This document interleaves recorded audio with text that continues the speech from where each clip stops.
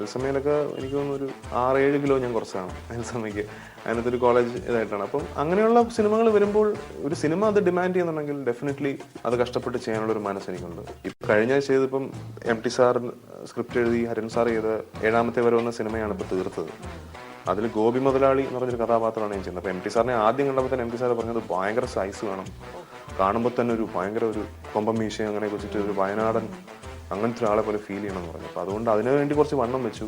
വണ്ണം വെച്ചിട്ടും കുറെ വലിയ ലൂസ് ഡ്രസ്സുകളും ജാക്കറ്റുകളും ഒക്കെ ആയിരുന്നു, കുറെ കൂടെ സൈസ് തോന്നിക്കാൻ വേണ്ടി. അപ്പോൾ അങ്ങനത്തെ ഒരു കഥാപാത്രമായിരുന്നു അത്. പക്ഷേ ഇനിയും ഈ വർഷം കുറച്ച് ക്യാരക്ടേഴ്സ് ചെയ്യുന്നുണ്ട്. അതായത് സിദ്ധാർത്ഥ് ശിവയുടെ ഒരു സിനിമ ഞാൻ ചെയ്യുന്നുണ്ട്. 101 ചോദ്യങ്ങൾ ഡയറക്ട് ചെയ്ത സിദ്ധാർത്ഥിന്റെ സിനിമയിൽ 4 ഗെറ്റപ്പുകളിൽ ഞാൻ വരുന്നുണ്ട്. അപ്പോൾ അതിനകത്ത് ഒരു ഗെറ്റപ്പ് എന്ന് പറയുന്നത് ഒരു 18 ഇയർ ഓൾഡ് ആയിട്ടാണ്. അപ്പോൾ അത് ഒരാളുടെ ലൈഫിലുള്ള 4 കാലഘട്ടങ്ങളാണ്.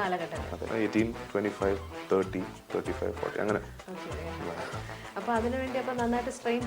ഡെഫിനറ്റ്ലി സ്ട്രെയിൻ ചെയ്യുന്നത്. അപ്പോൾ കറന്റ് പ്രസന്റ് പോർഷൻസ് ഷൂട്ട് ചെയ്തിട്ട് ഒരു 1.5 മാസം ഗ്യാപ്പ് ഇട്ട് ഒരു ഷെഡ്യൂൾ ആക്കി second portion college portions shoot ചെയ്യാനാണ് ഞാൻ പറഞ്ഞിരുന്നത്.